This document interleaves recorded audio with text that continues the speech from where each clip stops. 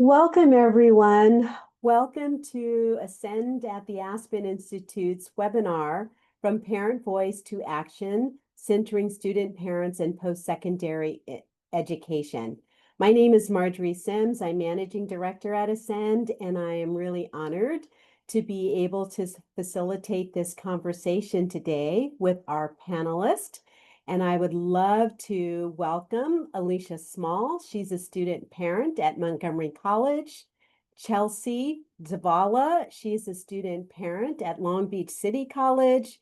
Dr. William Serrata, an Ascend Fellow, who is the president of El Paso Community College. And rounding out our panel is Dr. Mike Muñoz. He is the president of Long Beach City College. So welcome, panelists, and welcome to our audience participants from across the country. We are going to be having a conversation about how do you center student parents, on college campuses and making certain that colleges are having a significant and deeper impact to student retention and advancement and completion. So Ascend at the Aspen Institute has been focused on supporting students who are parents for the last 8 years with support from funders like Imaginable Futures, as well as ECMC Foundation. We have been able to really catalyze an ecosystem across the country of leaders on college campuses, student parents on college campuses, and workforce programs, as well as advocates and researchers across the country who really do want to support students who are parents, because we know that the success of parents is directly tied to the success of their children. We take a whole family approach at Ascend, and we want to make certain that all families are thriving. We launched the Post-Secondary Circle for student parents about 8 years ago, bringing together leaders across the country who were sitting on large platforms, particularly community colleges, that were really interested in supporting, students who are parents and towards their better outcomes. And we're pleased that as we round out this work, we can share with you some of the outcomes and some of the strategies that are particularly important to supporting students who are parents. So with that, I'd love to open up this conversation with some questions to our panelists. But we will save a lot of time, in this webinar to engage you as participants from across the country in this conversation and dialogue. So first, I'd love to open up, with Chealsea and Alisha, start there and ask the question, why is it important to elevate students who are parents and their voices when designing post-secondary systems and policies? So Chealsea, do you mind if we start with you, and then we'll go to Alisha and then engage Dr. Muñoz and Serrata? Yes, of course. I feel it matters because we as student parents live in the daily reality that policies often miss. So I plan my schoolwork around my child's naps, pickups, and then anything like a surprise fever or work schedule and a tight budget, that it's all being planned around everything. And when schools don't ask student parents what we need, they set closed times, exam rules, and office hours that clash with our lives, and push us to the edge.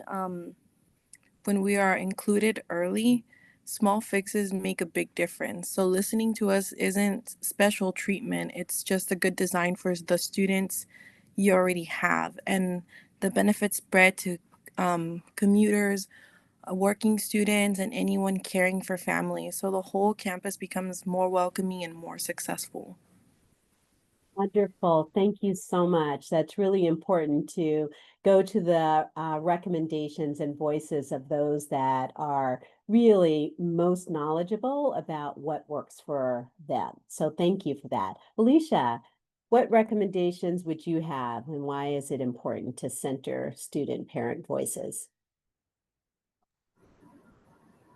Thank you. I think it's important to center student parent voices. I'll piggyback a little bit off of what Chealsea said. And I always say it simply, nobody knows better what student parents need than the student parents themselves.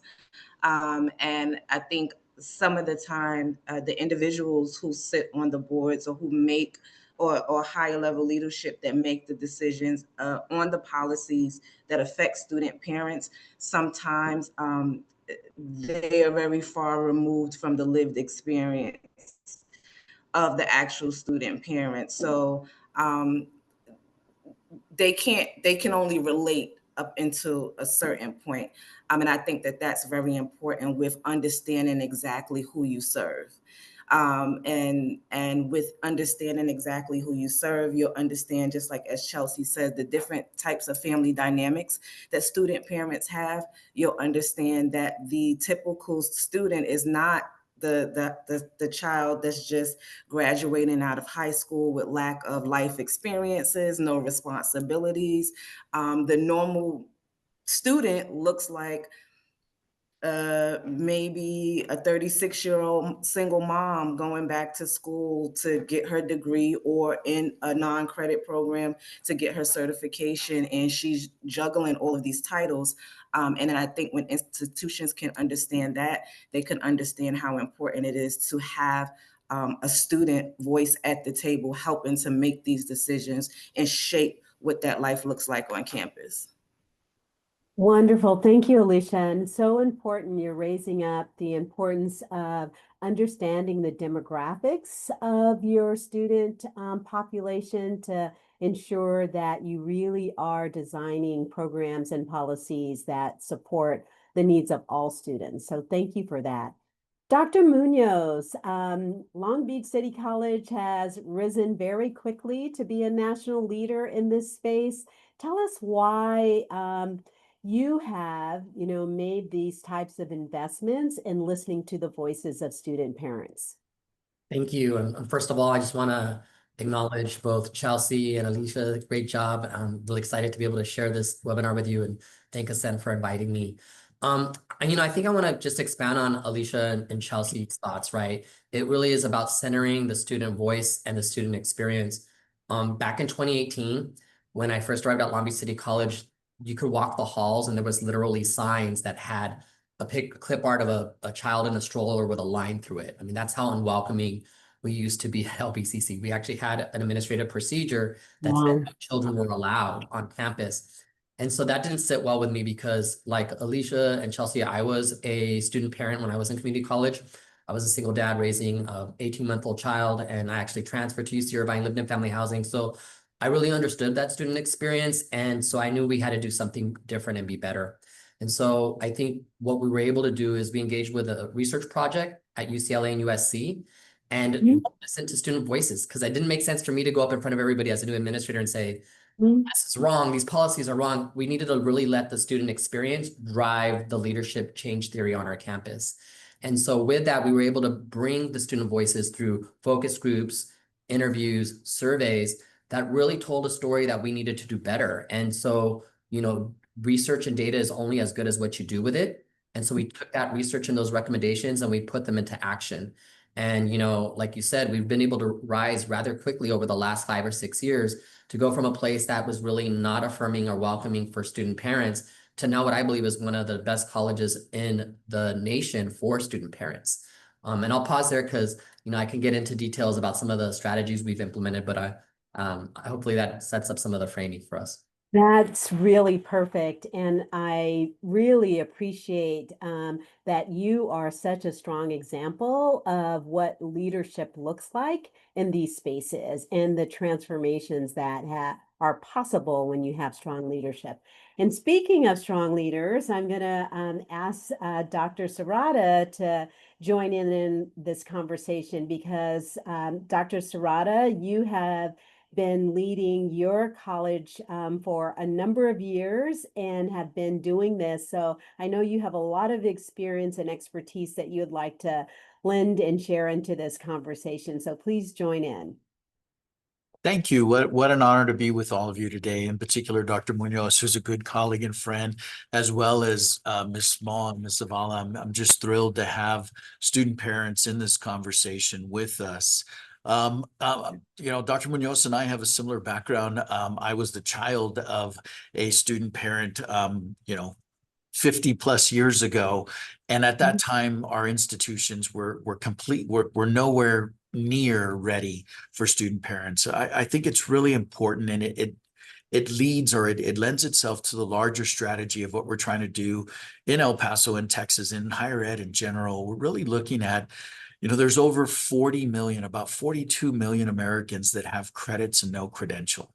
Now, whether they started as a student parent or they started as a young student, a so-called traditional student, and life has gotten in the way, life has happened, and they may have families now.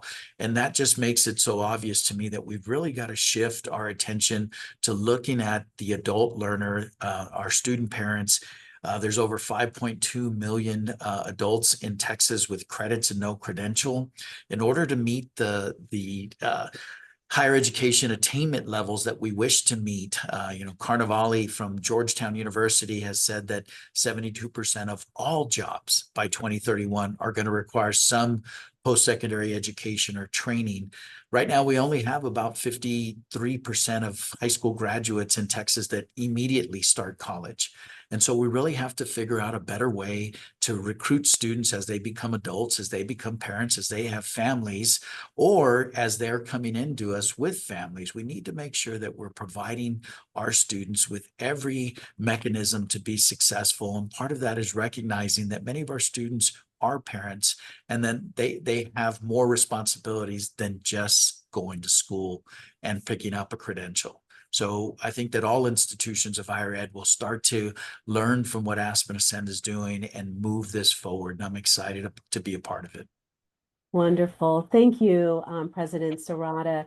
I deeply appreciate your bringing in that larger data and important statistics that leaders have to pay attention to as you design programs and policies for the needs of the future, for your communities and needs of the future. So thank you for sharing those data points. Really appreciate it. And so let me turn back to Chealsea and Alisha, and because your voices are so important in this conversation, and it was important that you played an important role in this webinar to lift up your voices. Ascend believes very strongly in a theory of change that, strong policies and programs are only designed when you first start with the voices of families or parents, right? Then you add data and research, best and next practice, and then leadership and political will are really important. I would love to know from each of you how your voice has made a difference on your campus. What does that look like practically? What tables do you sit at to share your recommendations and your experiences?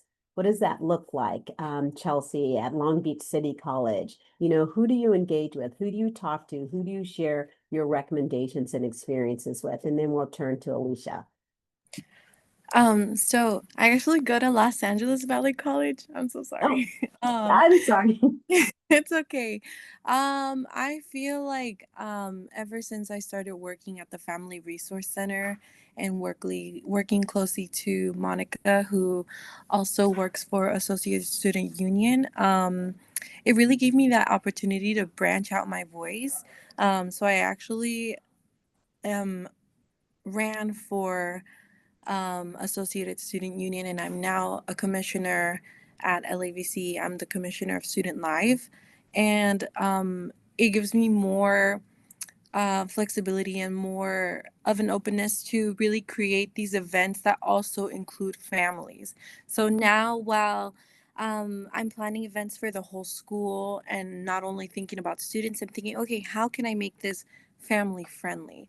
I recently planned an event for Welcome Week, and it was a carnival because I wanted families to be able to come in and join and see that we were a friendly space, not just for the students, but also for them and their families to come and, do things with students as well. And We did get a lot of student parents show up that I saw.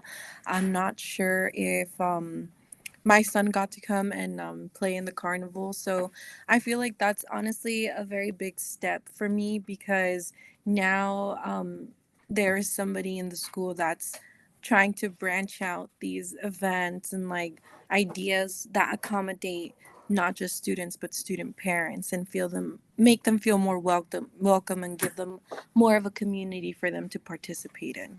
And I also got to sit in um the post-secondary, what was it called? I'm so sorry. With Ascend, where I got to join. Secondary, Leadership Circle Activation Fund.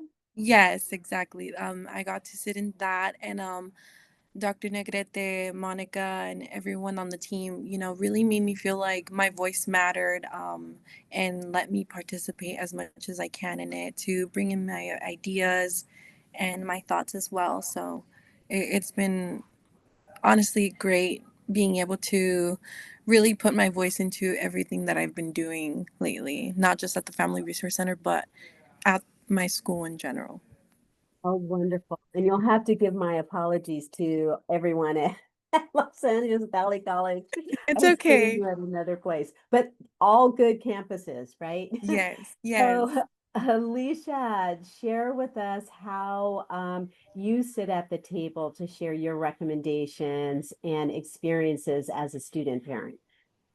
Well, a few great things. I'm actually going to stay on board with the post-secondary leadership circle at Montgomery College. Wonderful. I don't just represent the population of student parents. I represent an even more underrepresented population, so of workforce development student parents. So sitting at the table with that lived experience and from that lens, I'll be helping them with that. I also just found out last week, really short story, when I started at Montgomery College as a workforce development student, I was 36, and now I'm 41 now, but at the time I was 36 with 3 children, and I applied for their leadership development program, MC Leads. And I got in by mistake. It was a clerical error. They didn't check whether, well, this, I don't know whether the person that was doing the applications didn't check whether I was a credit student or non-credit student. And at that time, that particular that particular program was not available for non-credit students. It wasn't extended to non-credit students. So by the time that they figured it out, I was already halfway done with the program. But I say all of that to say, because I was in that program,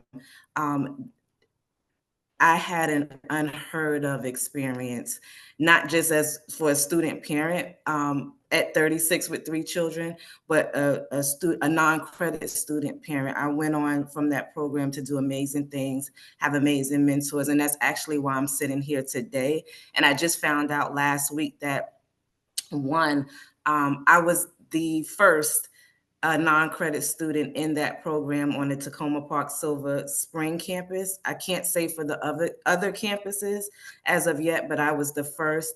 And now, I think within this last year, now all programs are opened up to workforce development students. Wonderful. So I was really happy to hear that. And then this is my last term serving with National Skills Coalition. I was on the Student Advisory Council Board, and I'm doing some advocacy work for workforce development policies on the state and federal level. Wonderful. Wonderful. That is what an amazing experience. And thank goodness for that clerical error. It, really catapulted you into, a real important opportunity for you and your family. So I want to stick with you, Alisha and Chealsea, and ask you another question, and that is, what advice do you have for leaders and, and workforce programs or community colleges presidents? You've got 2 here. What advice do you offer for the best way to engage students who are parents? I would say treat student parents as partners with expertise. Build flexibility into policy on Mhm. purpose. Posting predictable calendars early, allow reasonable makeups, widen exam windows, and offer evening or hybrid options, classes, and services. Also, keep funding basics that keep us enrolled, like childcare partnerships or vouchers, lactations room near classrooms, evening office hours, emergency grants, tech loans, family friendly study spaces. Make help easy um, to find by creating one clear front door with a person who can guide students through benefits instead of sending us down through a trail of links. And finally measure outcomes for student parents and share like our results so progress is visible and plans improve each term. Wonderful. That was an exceptional list of recommendations. So appreciate you, Chelsea. That was Yeah, really great. We're going to capture those and share them out more widely. So thank you for that. thank you. Alicia, please share your recommendations for how, college presidents, people running workforce programs, how do they meaningfully engage parents in the design of programs and policies?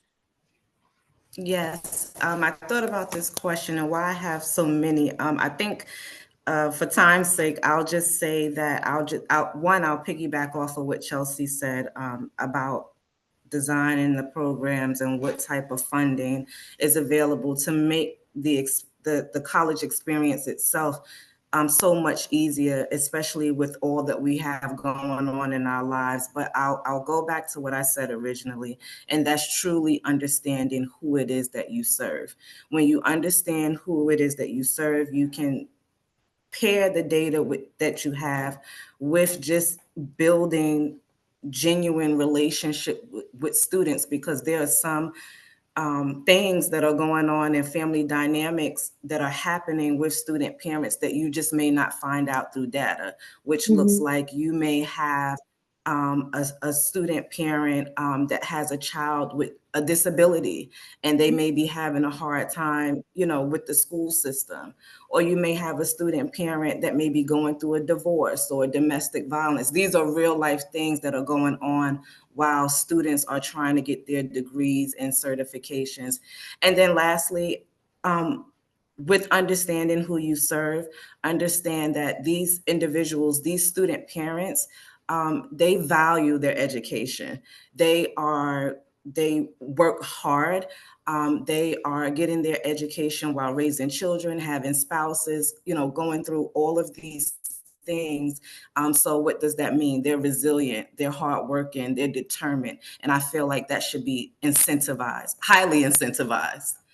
Wonderful, thank you. And yes, you are correct that there is a lot of research on documenting that student parents often have higher GPAs than their non-parenting peers. So that motivation to succeed and help their family succeed is really important to support. So let me bring in President Muñoz and President Serrata. And, the question now to you is, how have you on your campuses really structured ways to meaningfully engage the voices of students who are parents? And let's start with you, President Muñoz.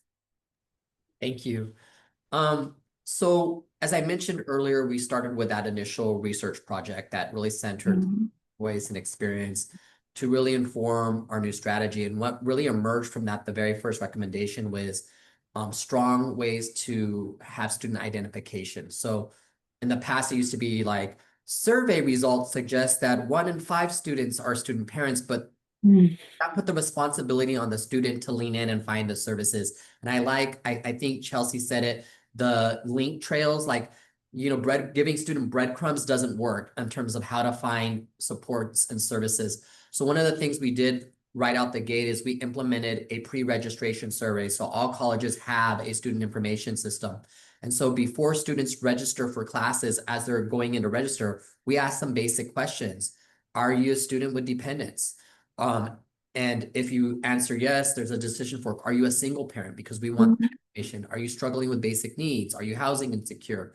And if the answer is yes, we try to understand, are you chronically homeless, experiencing homelessness, or are you just housing insecure and at risk of losing housing? So we have these basic questions built into our registration process that lets us identify our students. So I can tell you this term for fall, we have 5,605 student parents on our campus, with 75% of them being single parents. And that, because now we have student identified information, we're able to go directly to those students and work with them directly in a case management approach to link them with all the types of services. So instead of the student waiting until they're struggling or they're feeling isolated or alone, we're already engaging because we have the data to know how to support them. And then from there, you know, we just continue to grow our strategies. I like the word that you used, Margie, earlier. It's an ecosystem. This is not a program. It's not a subset of services. What we're building is a full ecosystem. So we're looking at all the elements from academic and course success barriers that are in the classroom, to childcare and after-school care supports, to even family housing. We're partnering with the city of Long Beach, and there's a parcel of land that's vacant that sits contiguous with the Michelle Obama Library in North Long Beach. And we're going to be building a higher ed center. And on the second, third, and fourth floors will be family housing for our students. So we're not just going to have student housing, but we're going to have student family housing. And that's important as we think of the ecosystem, because many colleges are starting to get into the space of student housing.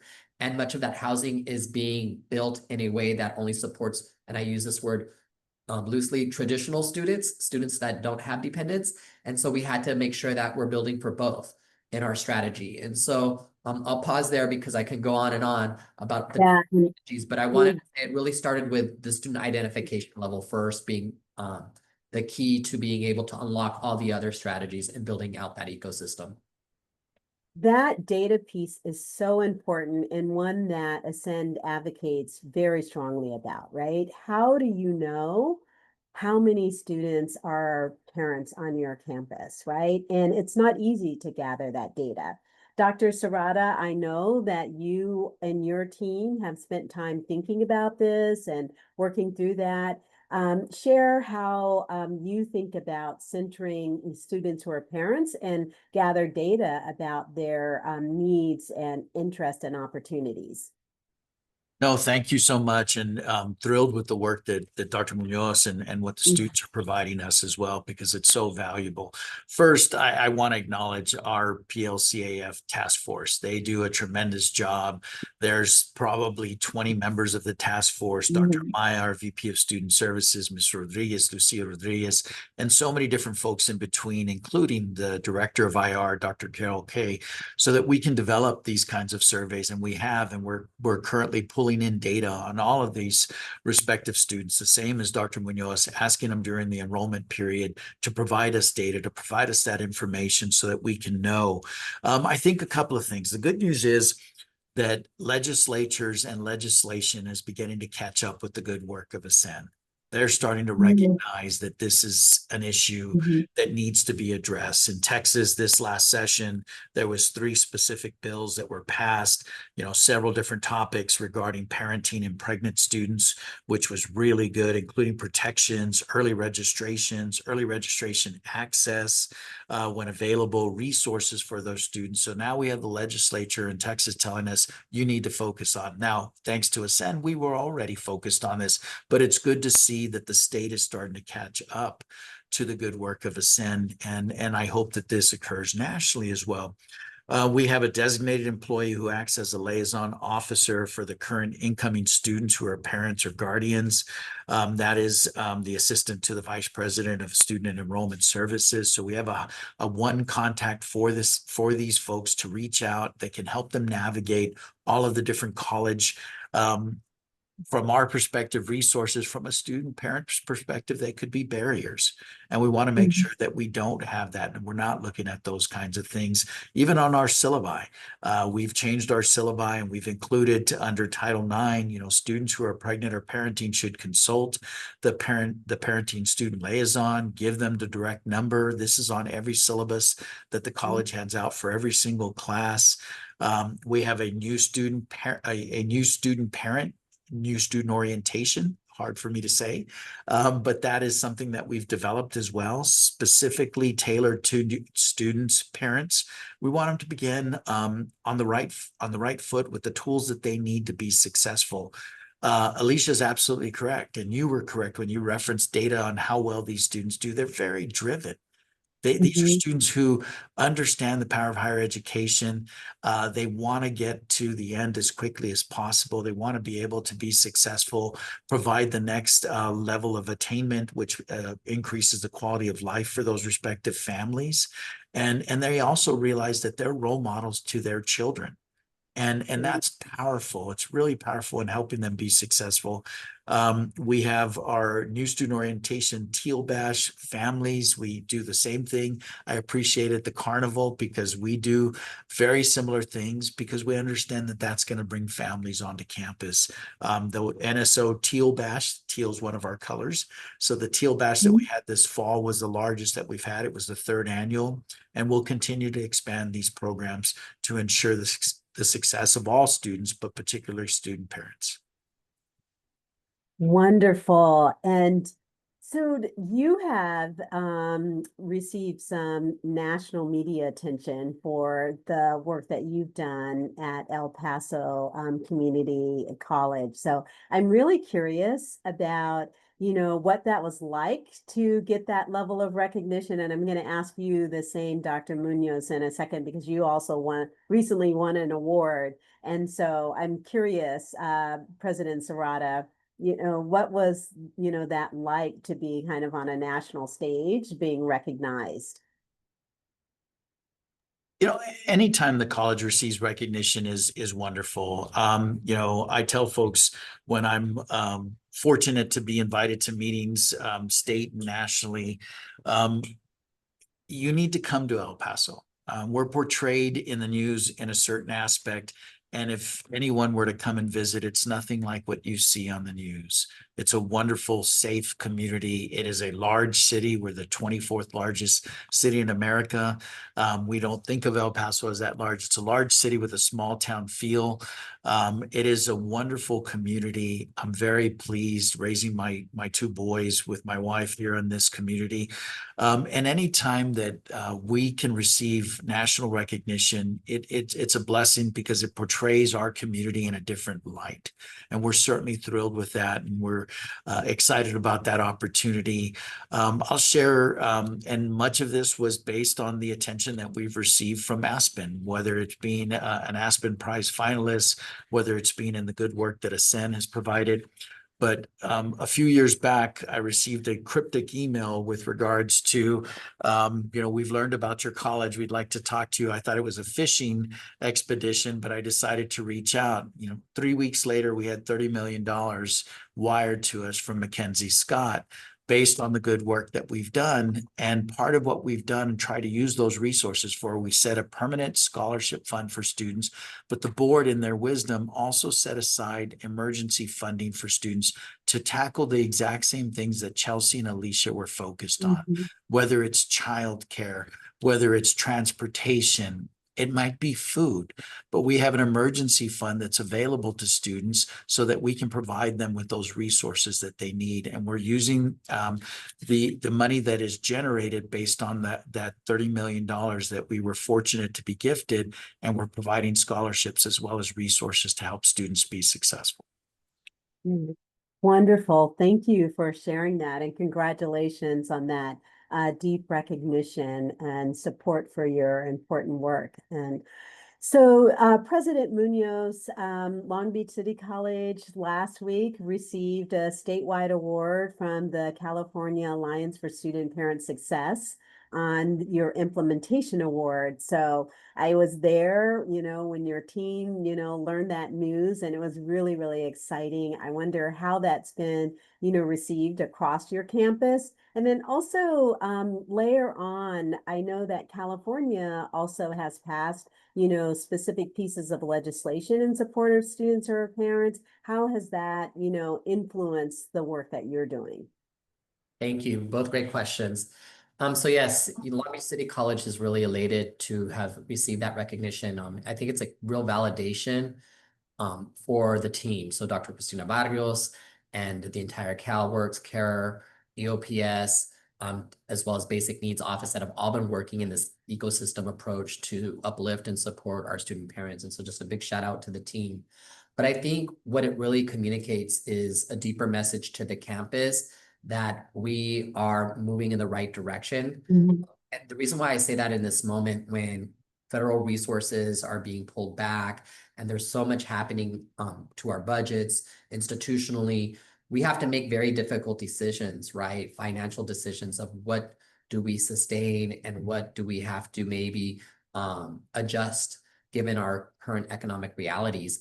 And I think what's so important about this award and so important about this work and this validation is that it really, I think, gives me as a president the strength to be able to say, okay, yes, these are very difficult financial challenging times, but we have to protect what's working on our campuses. And we know that this work that is impacting our student parents is working, and we see it in our data.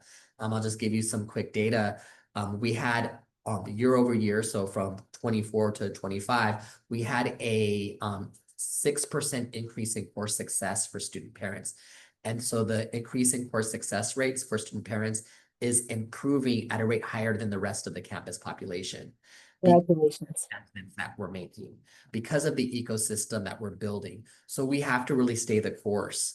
And so we are so excited, obviously, for the accolades, and we appreciate the recognition, but I think it really puts accountability. I think that's what I'm looking for. It puts accountability on us as an organization to, even in these challenging times, stay the course.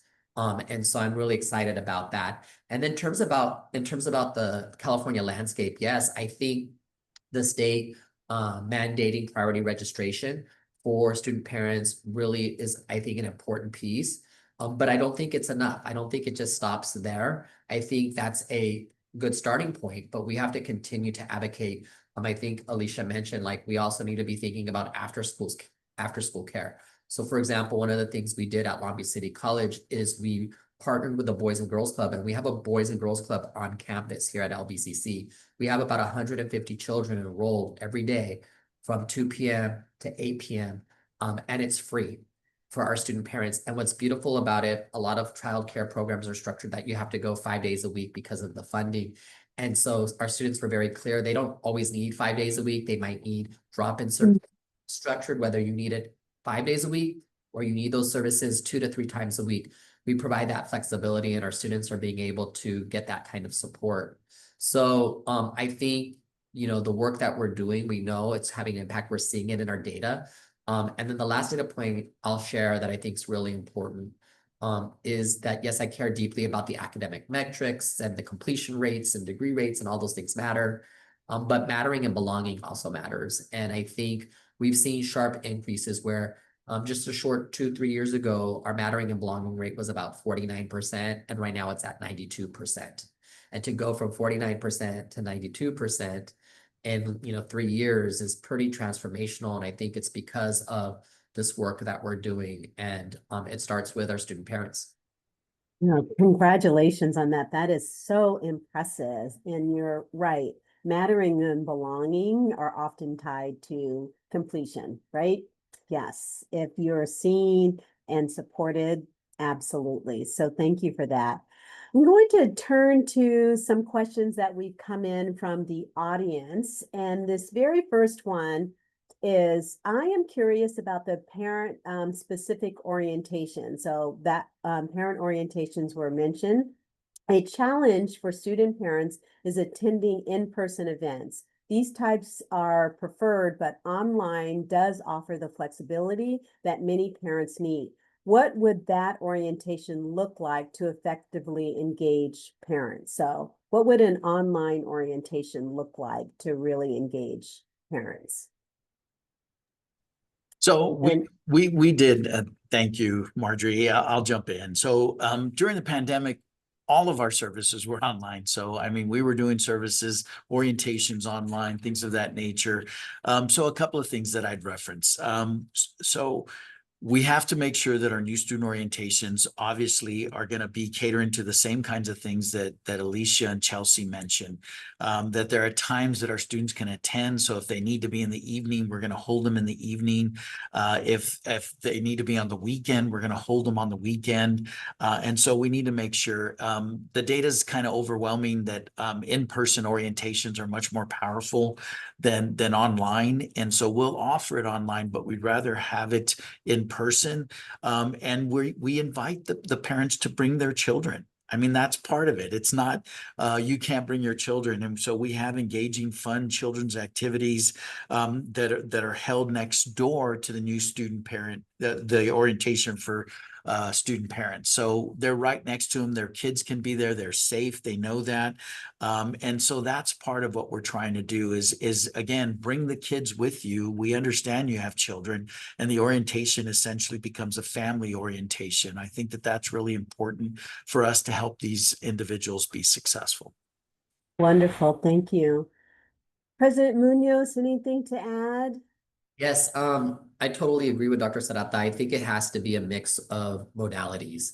Because students, obviously we want them to be with us in person. We find that to be engaging, but our students are dealing with very real lifetime challenges. And so to have, so we spent a lot of time thinking about what does high engagement look like in a modality. So we actually stipend faculty members to develop curriculum and online interactive activities so that we are not trying to replicate the in-person experience because it stands on its own, but create something that's robust and engaging and meaningful, so that it's not just, a self-paced, self-directed click on a bunch of links and have a fire hose of information presented to you, but in a way that it's delivered where it's meaningful.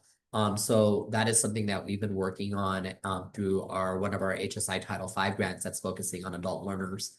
And so that is something that I've seen being able to be implemented this past semester. Wonderful, thank you. Thank you. Chealsea, Alisha, what would you add to participating online, effective ways to do that for students who are parents?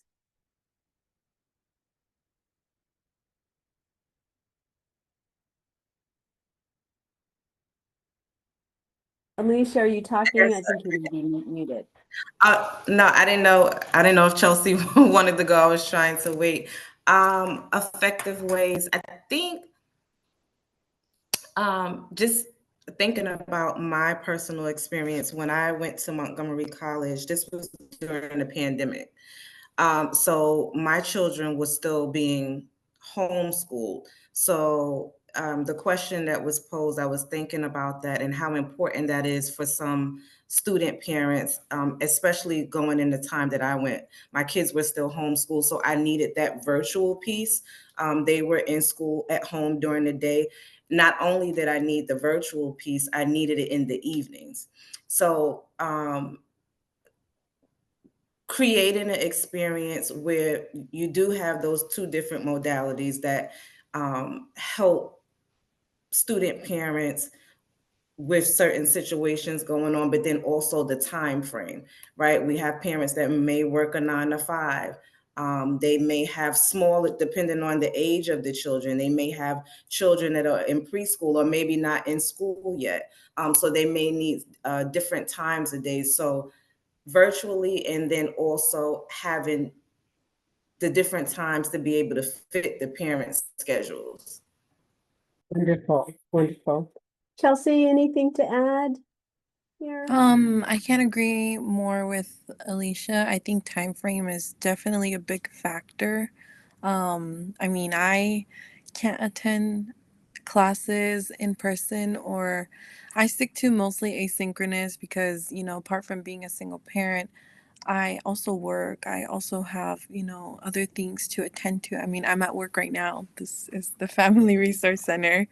But I think just being adjusting to parents' schedules a lot more, and also maybe if more professors were more of understanding of our situations and allowing us to participate even with our children, for those who don't have childcare. And if, we can't make it to class because, our child is sick, I think, being able to work with us on things like those, that's a really big difference for us.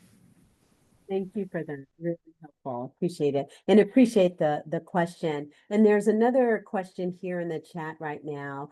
And it is, in my work with parent students, computer basic skills are often a barrier. Are there solutions to assist adult learners in bridging the gap of computer literacy and tech use? So this is really specific about technology and how to support building those skills for student parents. So I'll jump in. Again, I go back to the pandemic. We received, all of us received significant resources from the federal government in the 3 tranches of HERF resources.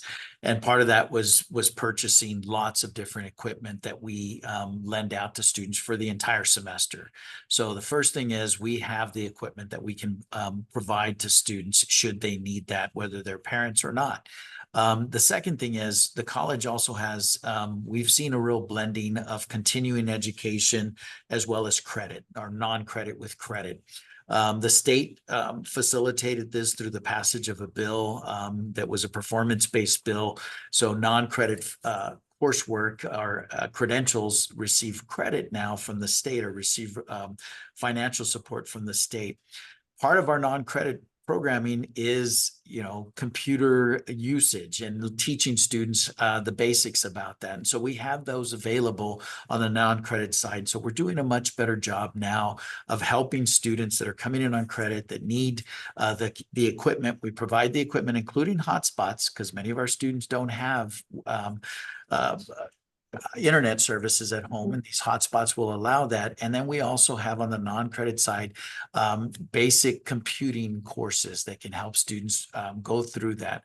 That was part of why I referenced it's much more powerful to have them in person, in particular when students aren't used to learning asynchronous or online. That's a much more difficult venue, but if they're in person initially and then they transition to online, we see good success. Wonderful, wonderful. Thank you. Thank you. Anyone else want to lean into this question? Support of computer literacy?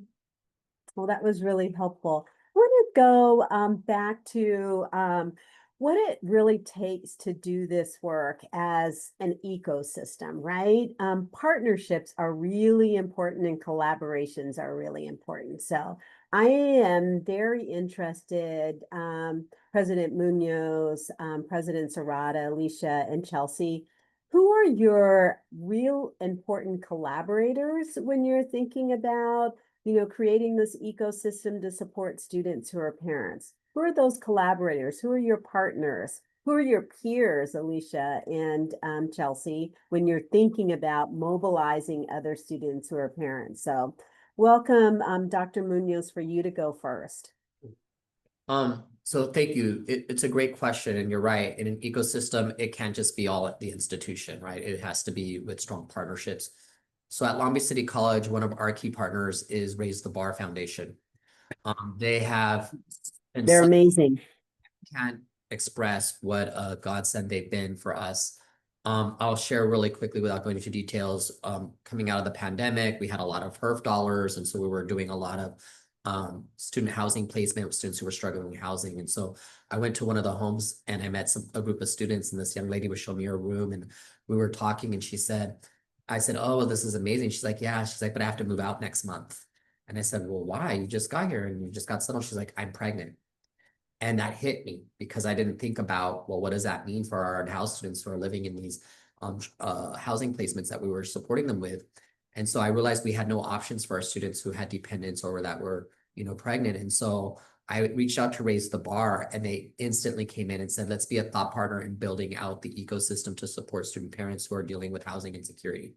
And so we've been able to build a full program that's not just about giving students some rental assistance, but there's a whole set of wraparound supports and services, from career placement services to mental health supports to just even like healthy cooking and options and whatnot. And so it's really become kind of, I think, one of our signature ways of showing that when there were pieces of this ecosystem that we just did not have the capacity to really solve for here at Long Beach City College, we were able to bring in that community-based partner. And we became kind of like their first case study at Long Beach City College. And they've now expanded it to Sacramento. They're in Minnesota and Minneapolis. And so like, it's really, we've been able to be part of now this learning community because we're taking the learnings from different parts of the country and just enhancing and building upon the model here at Long Beach. And so I think that's just a really great example of, and it's just saying, hey, you know, this isn't necessarily our lane in terms of how we support students, but let's bring in the service.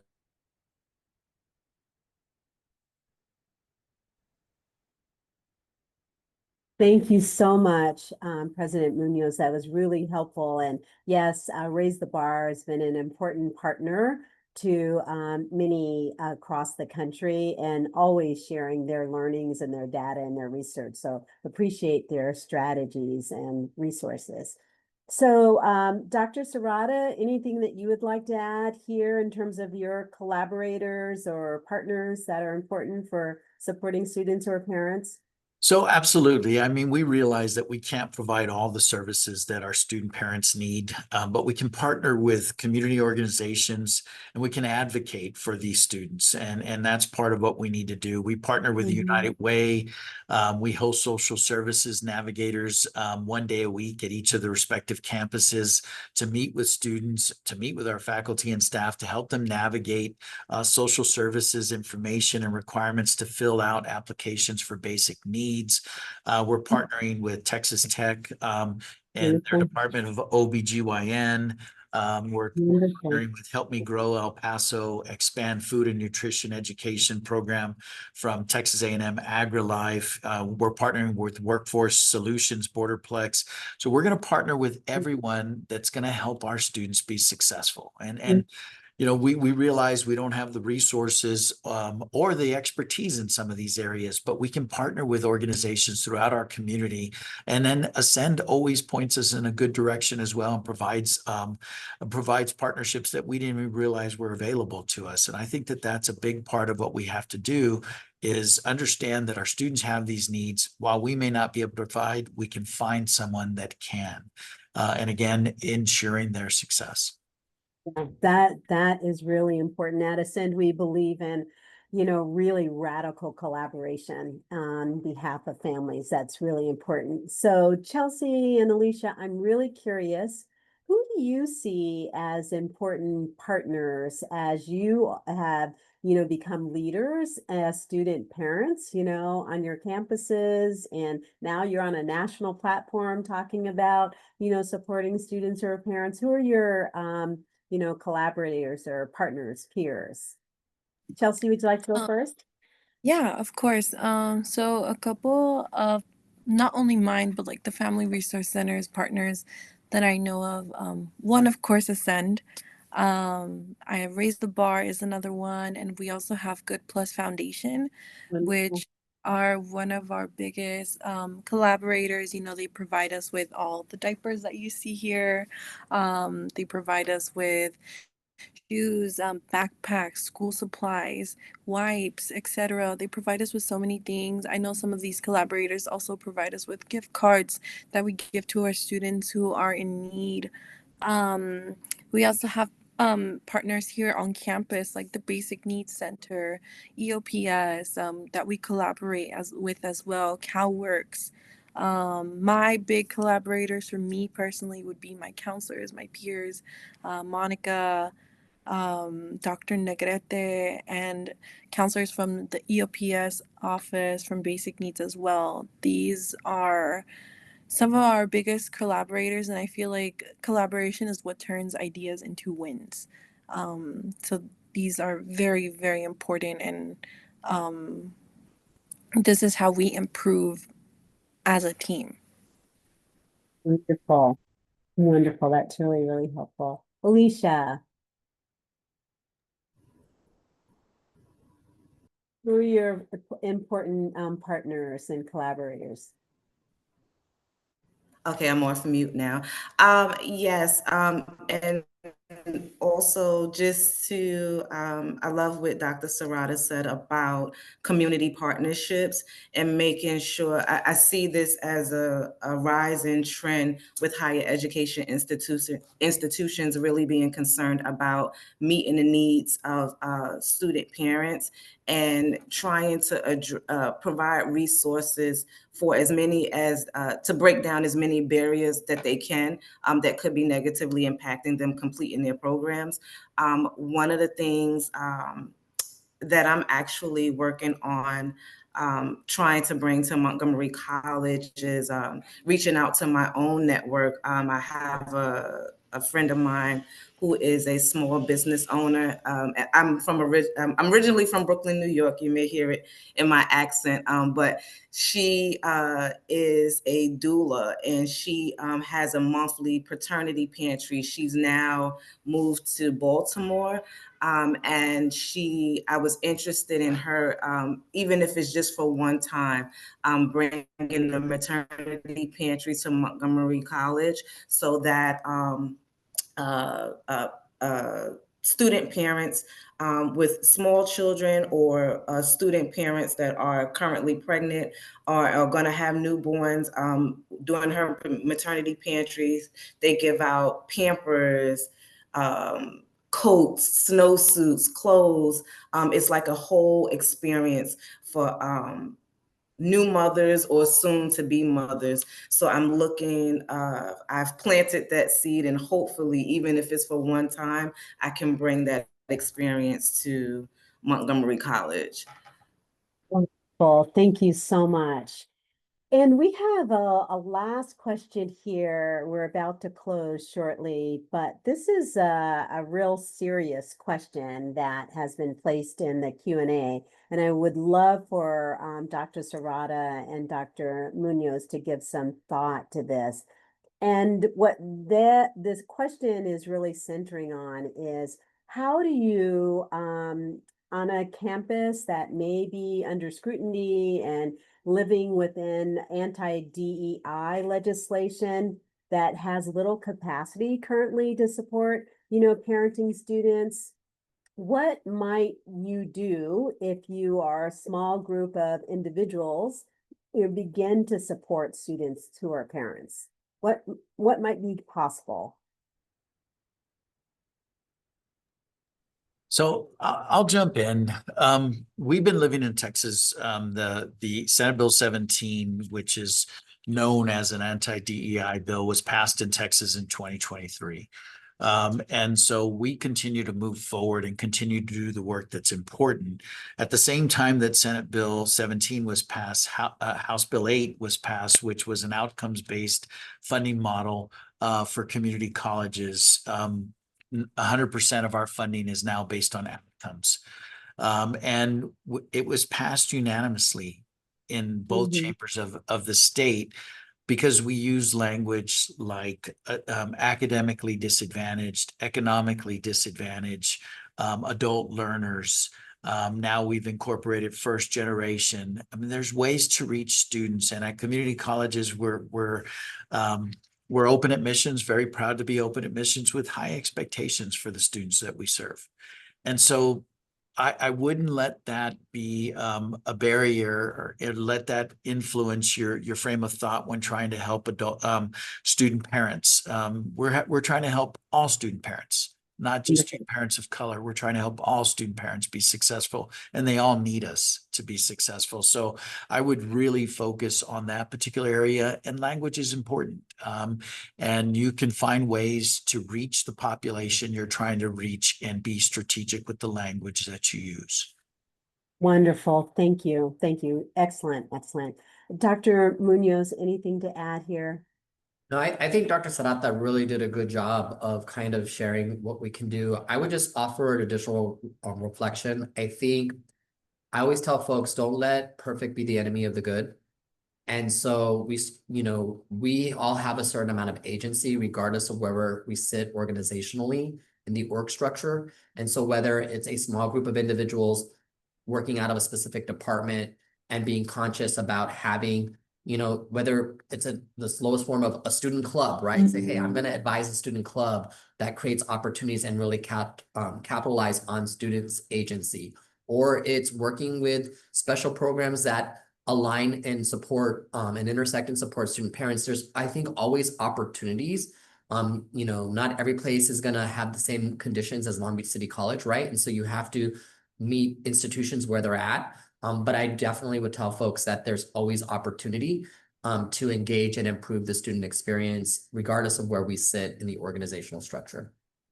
Wonderful. Thank you. Both really important, excellent answers, and appreciate you.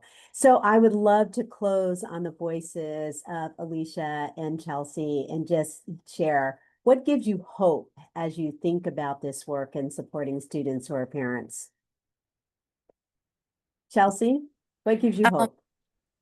I think being able to not only have the experience of being the student parent receiving these resources and this help, but also being able to be part of the team that helps students. I think it would be the students and seeing how much this really benefits them, and how something so small can really make a big impact on their life. That gives me hope. That honestly is probably the best part of my day sometimes, being able to be here and offering students some form of help, whether it's a gift card, a pack of diapers, and seeing how, like, what big difference that makes on their day and that relief it sets them. Like, that is honestly, amazing. Like, being able to be on both sides, not only helping, but receiving the help as well. Wonderful. Thank you so much. Alisha, get the last word here. What gives me hope?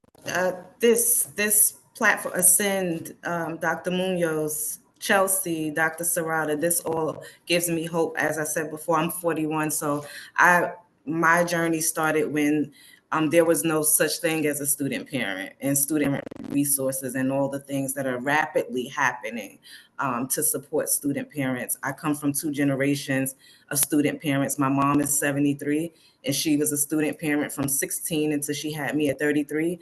My sister, who has her doctorate now, was a student parent, and in her first year at Norfolk State University, she had my nephew, who was 6 months premature. So she was going to school, a freshman, caring for in the NICU in the evening time after classes. And my sister just said to me, seeing all the advocacy work that I'm doing now, herself, she said, I didn't even know this existed.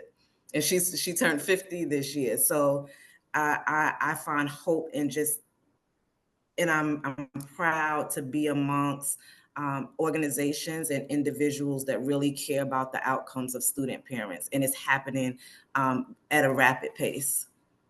Wonderful. Thank you for that. And thank you for sharing those stories of your family and the importance of being able to get, higher education. So thank you. Alisha, Chealsea, Dr. Serrata, Dr. Muñoz, thank you so much for, joining us, lifting up your work and your voices and, sharing, with everyone that's participating what is possible when you support students who are parents. You can transform your communities, individual lives. So thank you for that. There are lots of resources that we put in the chat. Ascend, has a microsite about this work and some resources. I encourage you to review those, use them, reach out to Ascend if you need information or additional support. So thank you all for joining us and appreciate deeply the work that's happening across the country in support of students who are parents. Goodbye, everyone. Thank you so much. Bye. Thank you. Bye-bye. Wonderful, wonderful. Bye-bye, everyone.